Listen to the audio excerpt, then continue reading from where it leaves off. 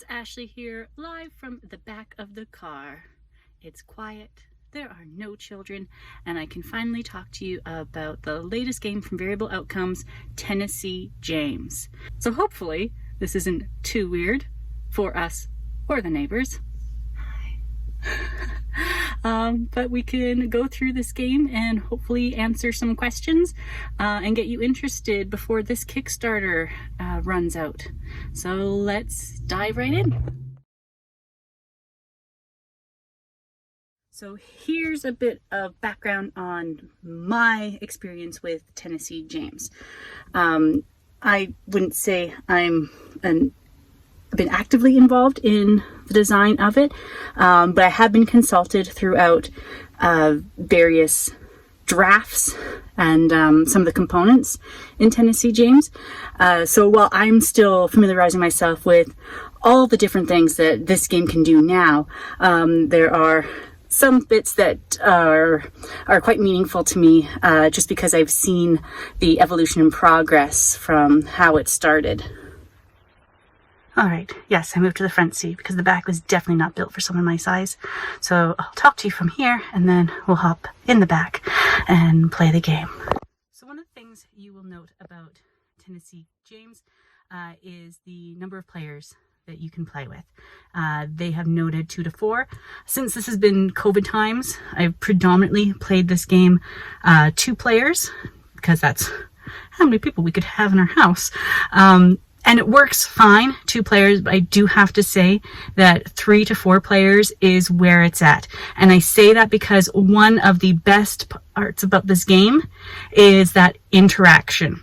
And I'm thinking of something like Munchkin, where, yeah, you can go through the motions of opening the door and fighting the monster with 2 players.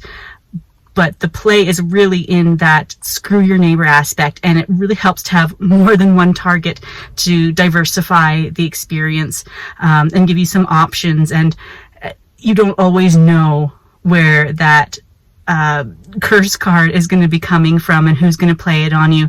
So just when you think you've got a strategy of your own, if you have more players, it kind of keeps you on your toes and it makes the game so much more fun, in my opinion. So the initial premise of Tennessee James is a Indiana Jones parody. You are treasure hunters. Your motivation behind treasure hunting is up to you. You can try to be heroic, doing it for the cause, posterity in the museum, or just because you like to have your own trophy room. And I think you will get more into your motivation and your character as you pick one of these amazingly illustrated avatars. So whichever archaeologist you are drawn to, I think you're going to adapt some of your gameplay to the persona that you're feeling through that picture. And that's really where the fun's going to come from. I'm not saying that this game requires any role-playing capabilities. You can play it really as just a move and react. But what makes this, I think, so fun is that the game mechanics are very simple, but the people you play with is what makes this a rich experience.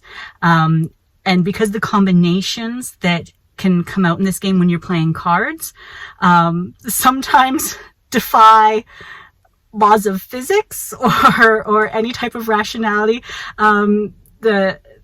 The best part of this game is trying to justify how you got these varieties of card combinations to do what it is that you said it could do. So if you're a fan of gloom games, I think you've got the best type of gaming personality to come forward here. Because while you are not being directed to narrate any of this is totally player optional, it lends itself to this game beautifully.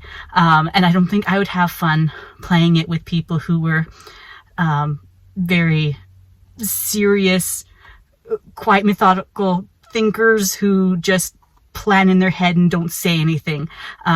Could they play the game and enjoy it? Possibly. Would I have as much fun at that table? Not so much. I enjoy having to say that I've thrown a bag of sand in the air and through the momentum of the bullwhip sent it flying to catch the darts that were being shot towards my head, and that's how I survived that. Or solved the maze with a shotgun that I was able to load with wild rats who could solve the maze and I could follow them. It's ridiculous. And that's, I think, why people who play this game, when it's been demoed, they keep coming back to it, is because they have these wonderful, ridiculous, creative moments, and everyone's laughing, win or lose. It's about that interaction. And I love a game that's been an experience, not necessarily because of the layers of complex components that are involved, where you're, really having to work at unraveling and solving and pushing forward. The game mechanics are simple. It is a great, easy introductory game to people who are just kind of casual gamers, or who are just stepping into things beyond Monopoly. So I think it's a great game that you could bring to any game night, but still have all this wonderful flavor and depth that those who are deep into strategy games and RPGs can just relish in. I know it's not in the game as it's currently being presented on Kickstarter, but in a very early rendition, there was this one action card, and it was a picture of dear old dad, or just a framed photo, and I don't remember the point value, but I remember opening a trap, and I think it was a rat. And so I was going to use this framed picture of dear old dad to, I guess I was going to smack the rat down with, and then, of course, Matt pulls out a curse card, like, yes, but you didn't expect the rat to be cursed. And so now I'm at this level 6 rat, and I've got this broken picture frame of dear old dad, and of course, what do? I have the exact same curse card, so I'm just like, yeah, well, so's my dad. And somehow that defeated the rat. Just smacked him down with a cursed photo of my father, or a photo of my cursed father, I should say. And that's what makes Tennessee James, are those moments. So while I am sad that there's no version of dear old dad, fingers crossed. Come on, Matt. Make it an exclusive. Even if it's just for me. Put it in there. I miss dear old dad. But these are the moments that you're going to walk away with. These are the memories. If you played it once, put it on the shelf, didn't come back to it for a year, you might forget the mechanics on how to play it, but you are going to remember all of those interactions, and just the ridiculous of it. And so it's going to be fond moments, fond memories that you make with this. And that's what it's going to make people request it, want to play it again. It's going to be why people are talking about it with their friends. It's an experience, and I don't know how else to describe that. And I don't know if it's making as much sense talking about it, but when you sit down at that table and you've got your character card and you're reading your hand and you're just thinking, all right, how do I get what I want? And how do I justify how I'm playing these things? All of a sudden, whether you intended to or not, you have no choice. You are wrapped up in this ridiculous world of fascist animals, and you have to play it. It's bizarre, but those who are, those who love the Indiana Jones films, you are going to see the nods. Obviously, it's not an Indiana Jones licensed game.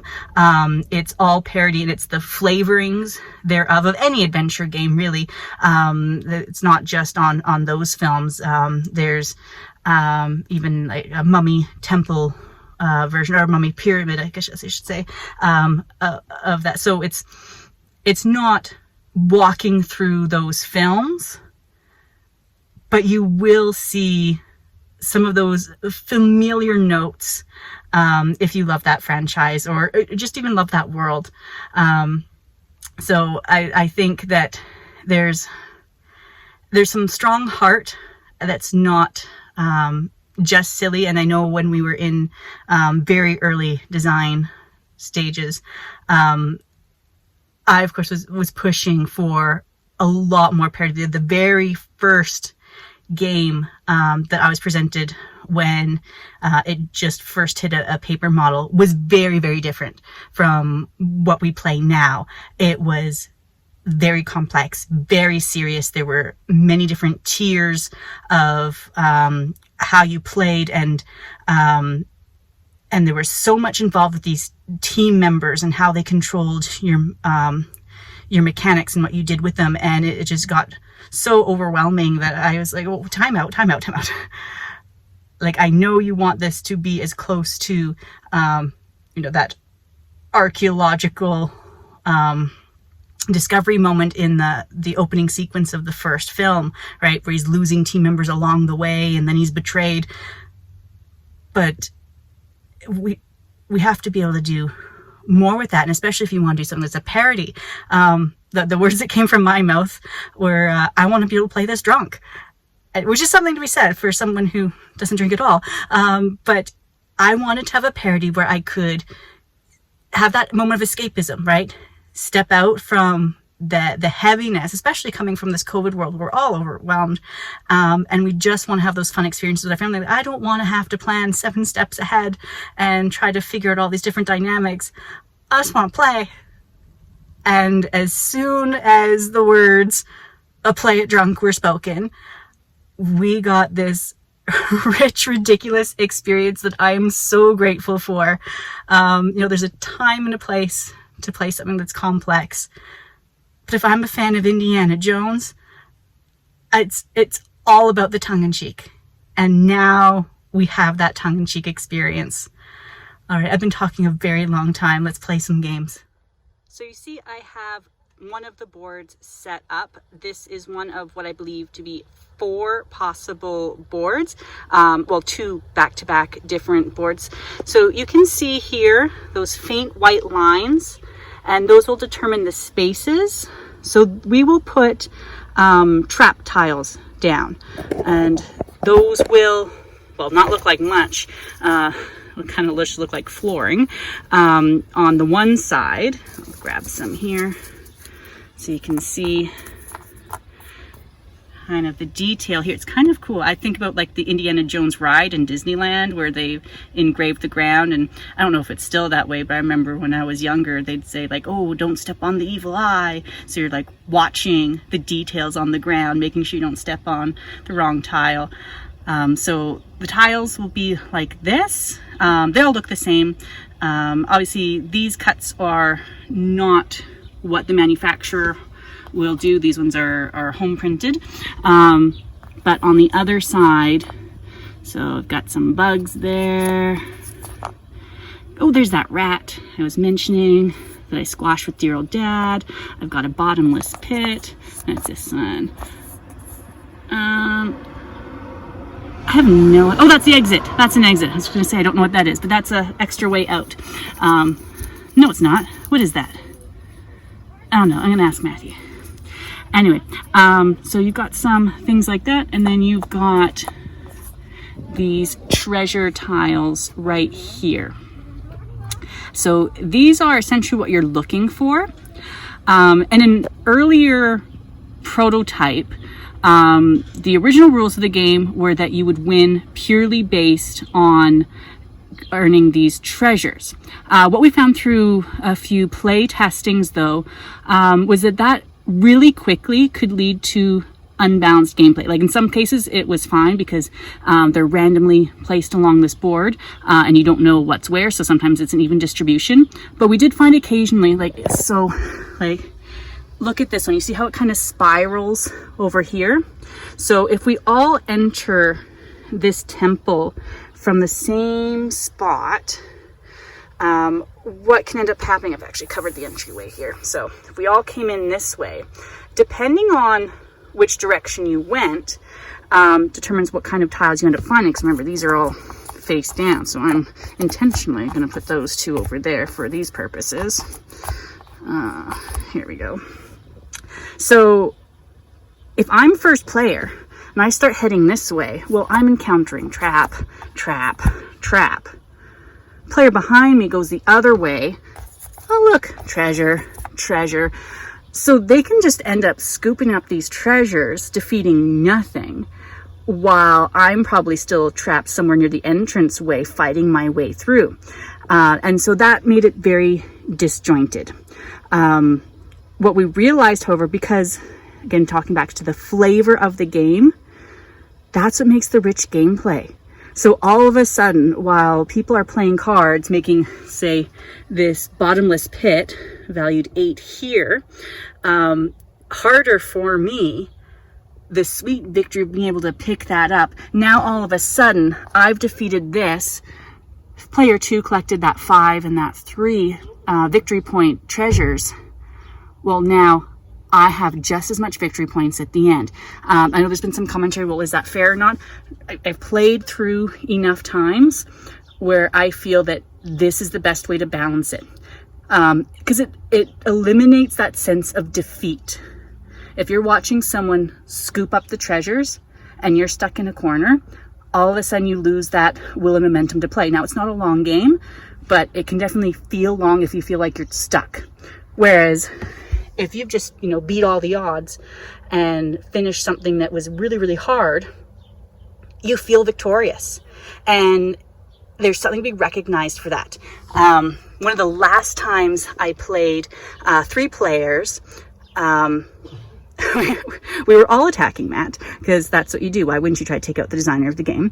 And I had scooped up quite a few treasures, actually, and was looking at the tiles that were left and thinking, you know what? I have gotten what I needed. I've stolen most of my treasures, actually, from Matt, who did all the hard work there. So I just left. Well, Matt had almost no team members left.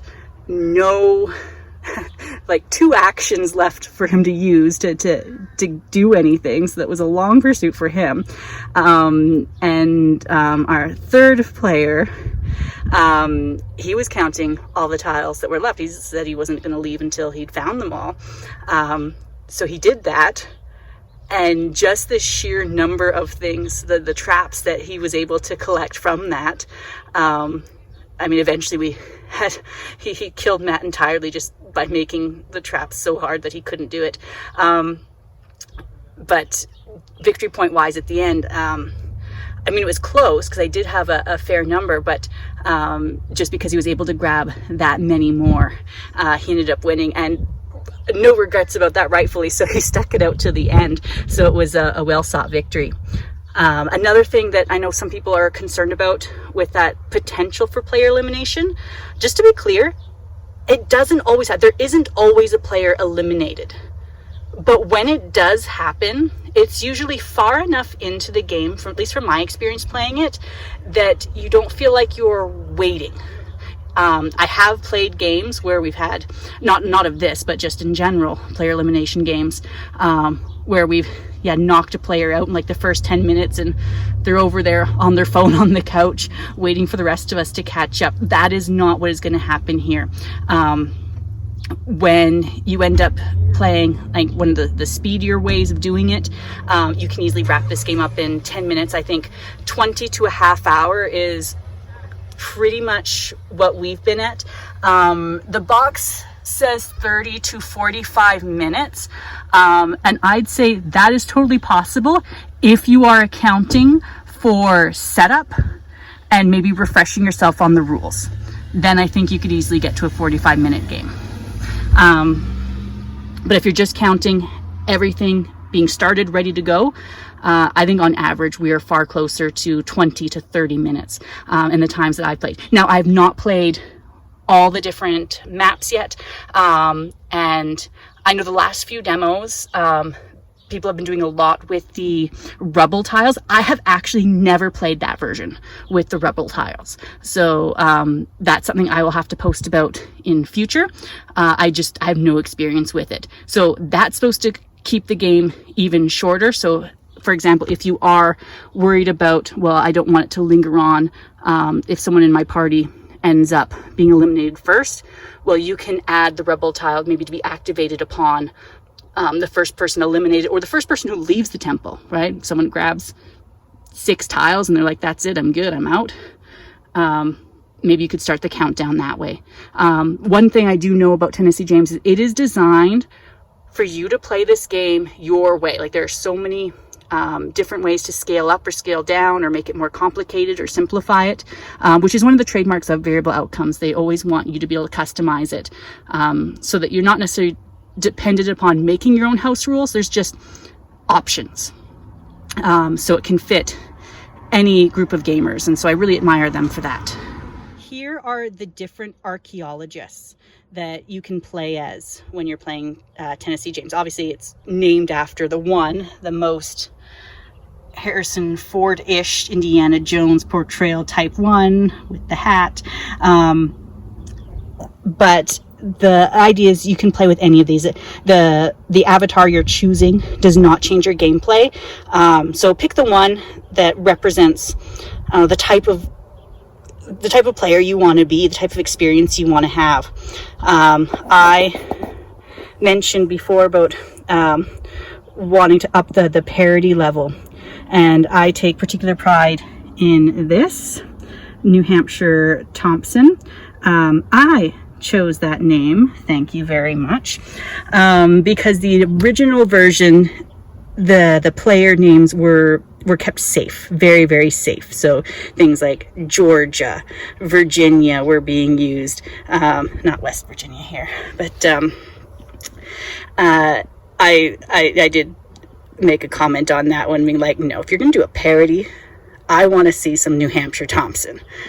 And lo and behold, there's New Hampshire Thompson, and this apparently has become Matthew's favorite card, and you'd think it would become mine because that's my name choice there, but after seeing the artist renditions, and you have to give Jackson G a lot of credit for his work here, because there was not a lot of firm description. I think there was obviously a lot of direction given for Tennessee James, New Hampshire Thompson, and I think Pennsylvania Johnson, because he was supposed to be more of the Sala character, but everyone else, it was just kind of make me some fun characters.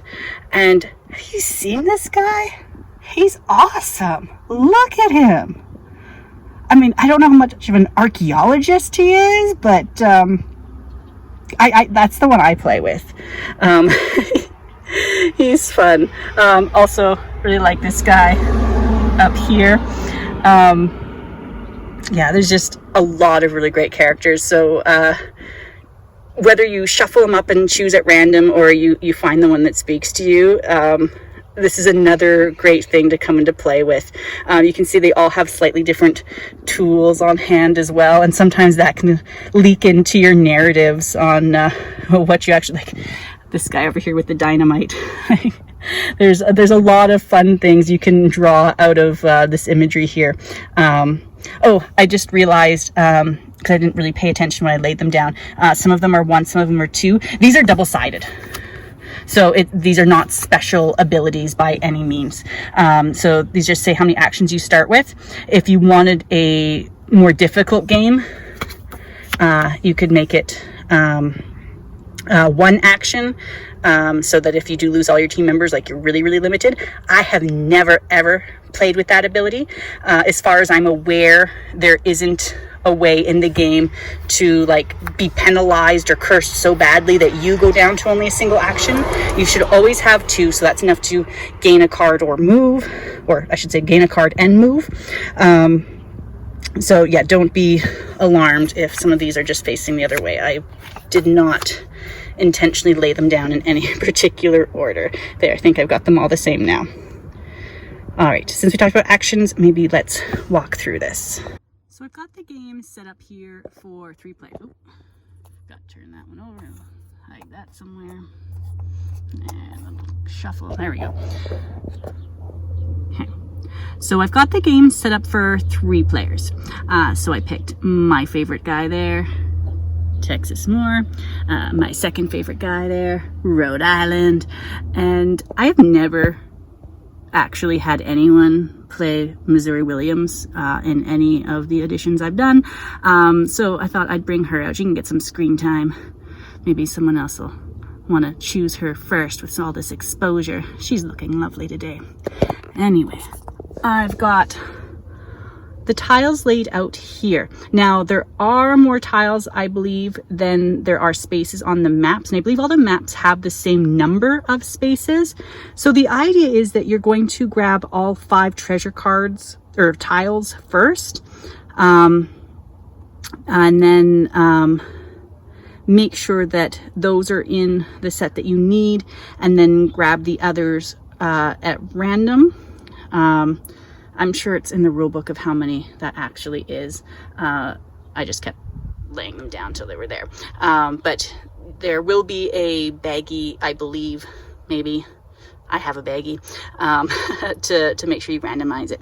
So we've got the tiles laid out, and then we have our characters. So those are the 3 we're playing with. Those are our avatars. I have them on the 2 actions because these cards will actually determine how many actions you get. So we each have 3 team members to start. I don't know if I fully understand this. When I was told that they were double-sided, I thought it was a bit more like in terms of the companion. So the companion, like, they're extra useful on this side and then not so much on this side. I thought that's what was going to happen with the team members, but actually they're just the same card, different picture. It works. Not my first choice, but it works. So what you're doing is you're just using these to track how many actions you get.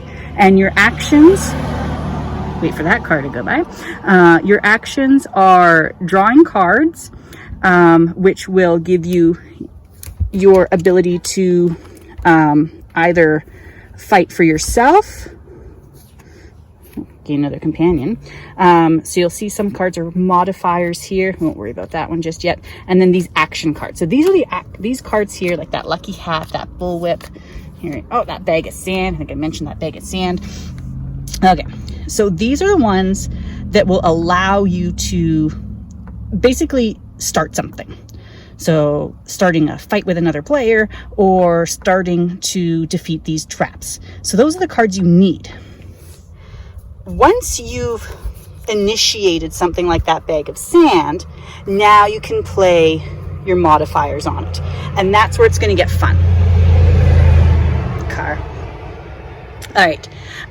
So, right, my bag of sand, having been blessed by the cultists, now have a power of 4. So if I'm eliminating something that's 3 or less, easy. And then of course, people can play similar things. There's that curse card I was talking about. We often just kind of call it curses, even though they're not all curses. Wind's blowing away all of my cards here. That's why I had the door shut. But then I can't move because I'm too big and my car's too tiny. All right. So let's shuffle these back up and draw some hands.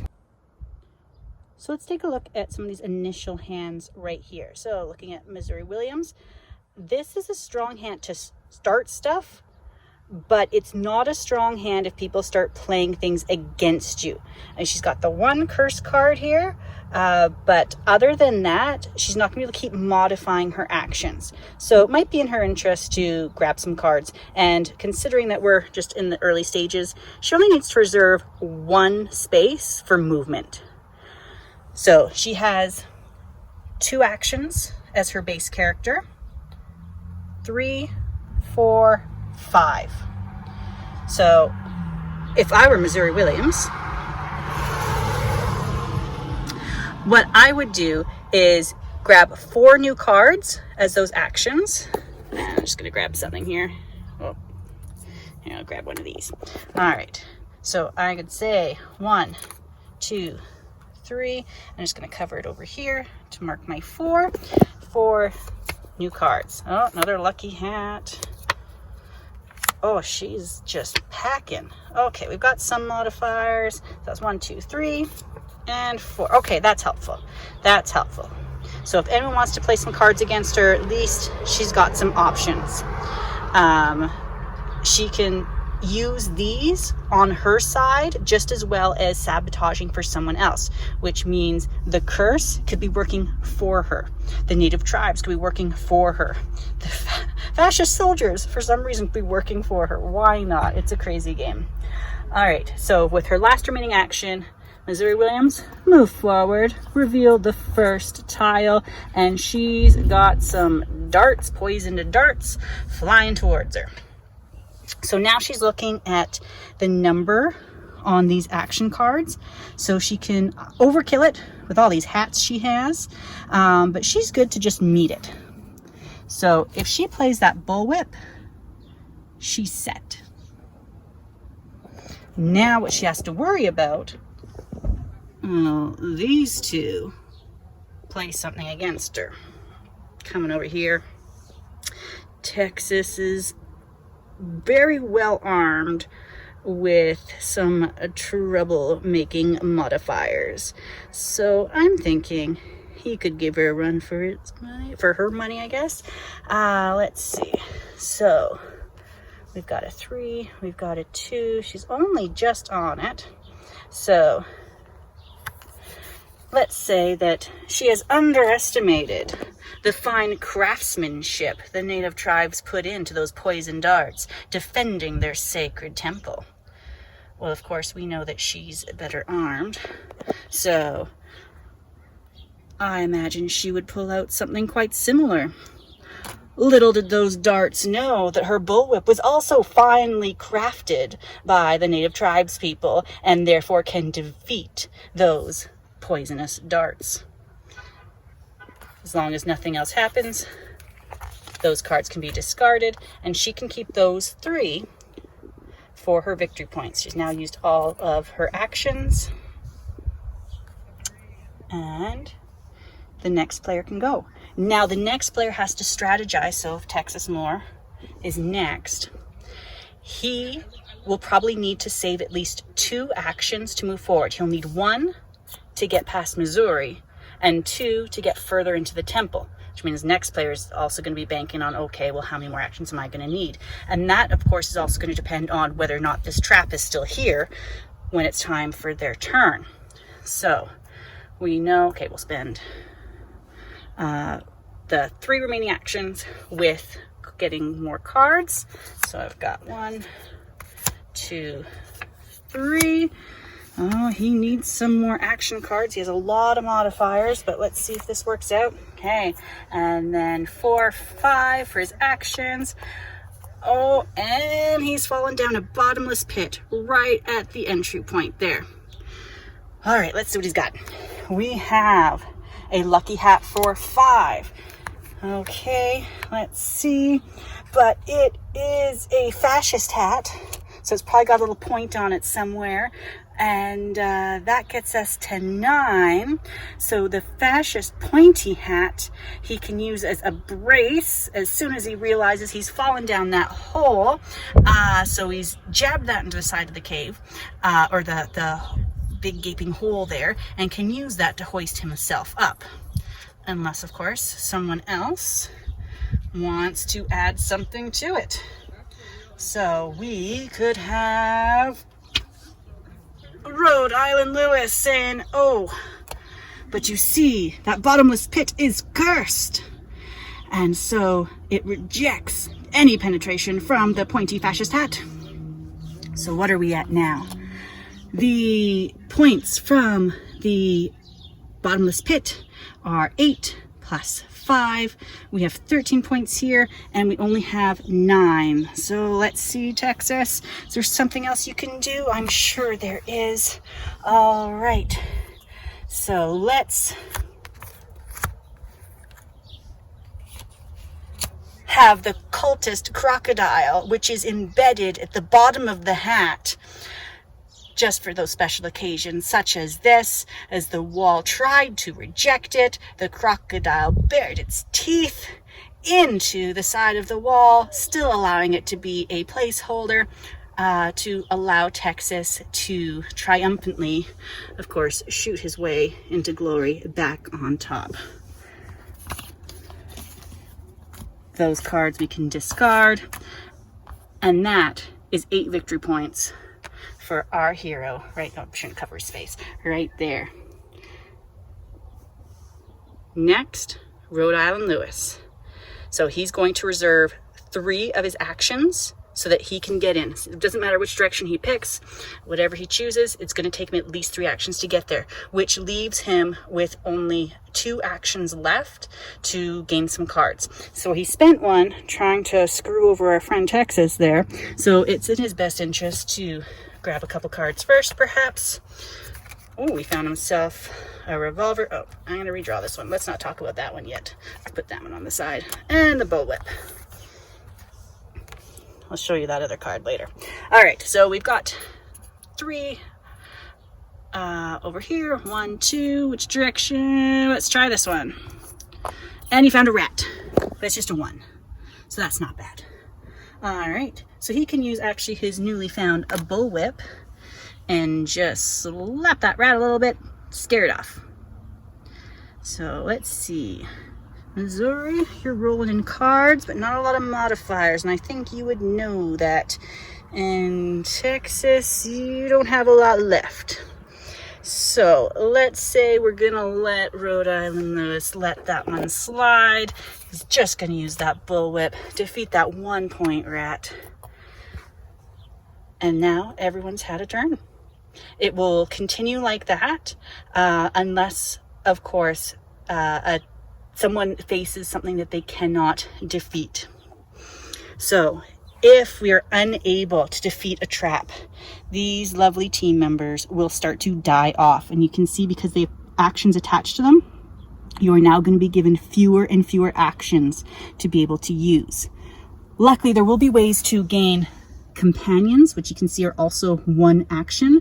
So they're kind of interchangeable in a way, except the companions are not as reliable. I was asking about this, and the idea behind it is your team member are like the hired hands who determined they were going to be on this expedition. They are paid to be there, where your companions are more just loyal to you, perhaps may or may not have expected to be on this mission with you.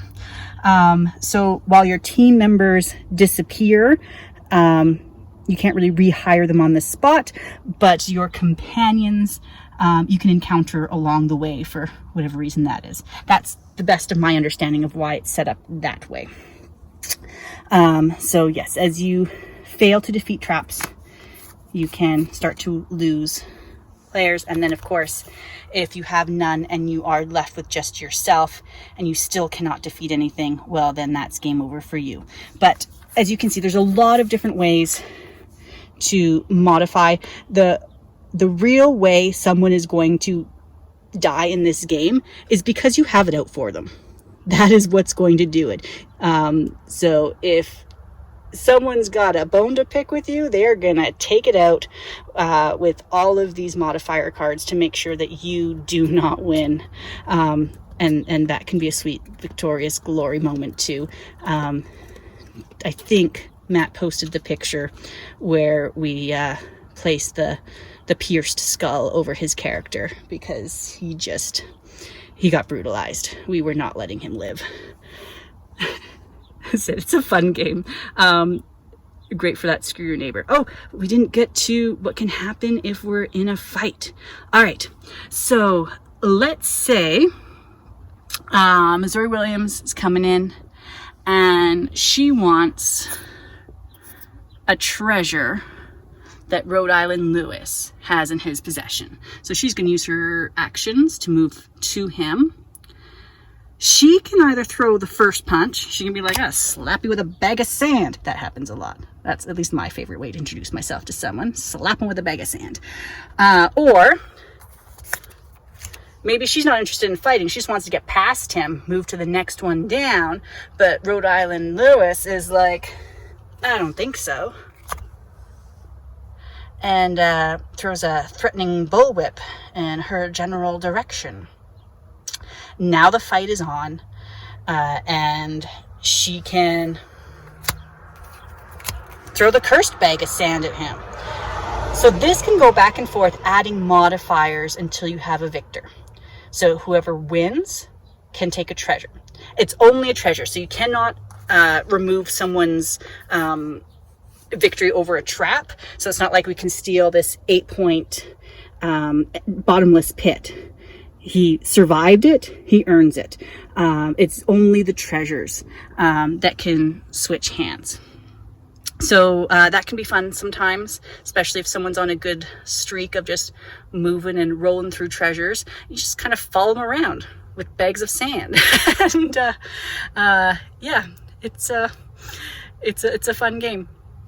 When you feel like you have enough victory points, you can use your actions to exit the game here. You just got to make your way back. And then you are out of the game. You cannot re-enter. You just count up your victory points, and that's that. If you have perished somewhere along the way, have run out of all your team members and not defeated a trap, then it doesn't matter how many victory points you're sitting on. That's game. Unless you're playing with that component that has the rubble tiles where the temple really starts collapsing on itself and you cannot gain those tiles anymore, you can keep roaming as long as you want to try to grab it. It's a little bit like, what's that game? Ink and Gold. A little bit more complex than Ink and Gold because that one's just are you in or are you out? Kind of luck of the draw gamble. But you do still take that gamble, right? You can keep going, try to find more dangerous traps to up your victory points. But if people are playing against you really hard, that might not end so well. You might end up with nothing. So it's a little strategy that way. One of the things that I've learned now playing this version of it is really being mindful of how many tiles are left on the board when you decide to exit. Because if there's a lot left over, your victory pile might look very small very quickly. It's not about who has the most first. It's about who's made it out at the end. So sometimes they who last the longest win hardest, provided they don't perish in the long run. To get out of the temple, you are making your way back, or you are finding a secret exit tile, provided you're playing with one. You could always take it out to make the game harder, but I know and one of these is an exit tile. So if you can get to that, then you have a closer way out should you wish to use it. I didn't want to talk about it as I was doing the initial walkthrough, but there are some special cards here. I'm not familiar with every little part of this game, and there's a few more in here, but we can at least look at some of the other things that can pop up from your adventure deck. So here, bribe, which means on your turn, you can take a team member or a useless companion, so someone who's giving a +1, and bring them over to your side. So you do have the potential to have more than 5 actions at your disposal. Also making sure that the other person, the person you played it on, have fewer actions. You do not need to save an action to play these cards. It's one of those free-for-alls where you can play it at any time as long as you have it in your possession. Fear, similar, except that team member, useless companion from another player is just going bye-bye. You don't get them. So it just makes sure that they have fewer actions to deal with. This one was fun. Gotten through a few tight spots by having that journal on the fly there, right? People are just loading you up with modifiers, which is great, and you're just watching them load them up and waste them, and then you throw that card down and say, thanks for playing, boys. And then this is the one that popped up that I said, well, I'll talk about later, mainly because this is a whole deck shuffle, and I didn't want to do that with the phone in my hand. making this little picture. All right, so this just makes sure that you don't run out of particular cards. So even these specials where there aren't many of them, it's not like once you've spent the ones that are in your hand, you're never ever going to see them again. That cursed treasure just says, okay, everything that's discarded is going to be reshuffled, but because it is cursed, anyone who's in theory in the lead, so has a treasure tile, has to get rid of a member of their team. And it's a curse because, well, you didn't have to do anything for those treasures. At least if you were the one to initially find it, you just walked up and picked it up. I mean, if you fought someone for it, it's a little bit of a sore spot. It's like, I worked really hard for that treasure. But that's the way it goes, isn't it? It's not the temple of fun times. It's a lot of dangerous, hard stuff that you have to try to survive. Otherwise, everyone would be in the game. And there's only 4 archaeologists able at a time. I know that the game has been fudged enough to allow for a 5th player. Some people, we have been able to run tables like that. I think the only reason you can't play with more than 4 isn't because the gameplay would be broken. It's just there's only so many team member cards. You can supplement a bit with the companion cards, but eventually there's just not going to be enough cards to go around for that. I think there's more than enough adventure cards, especially with them being reshuffled, but you won't have enough there. So if I were you, I wouldn't try to do it with more than 5, and I think especially for the distribution of what's available on the board, I think 3 and 4 is a decent number. I know I didn't cover everything. There are so many little options in this game that I don't even think I know all the different ways to play. But if there are things you have particular questions over, put them attached to this video, ask at Variable Outcomes, whichever social media platform you're accessing this from, and especially go ahead and drop them in the comment section on the Kickstarter, and then we can give everyone the same information and let them know. Really excited to see this on some game tables, and I'm really excited to see it fully printed on proper manufacturer quality materials. Not that this wasn't really cool. Foam everywhere in my house from cutting these little foam boards, but it's been great fun, and we've been getting some really great reactions from different people who've had a chance to come out and play with us. So hopefully we will see this funded, and can't wait to put some more videos together for you. Have a great week, and anything else you want to see, let us know.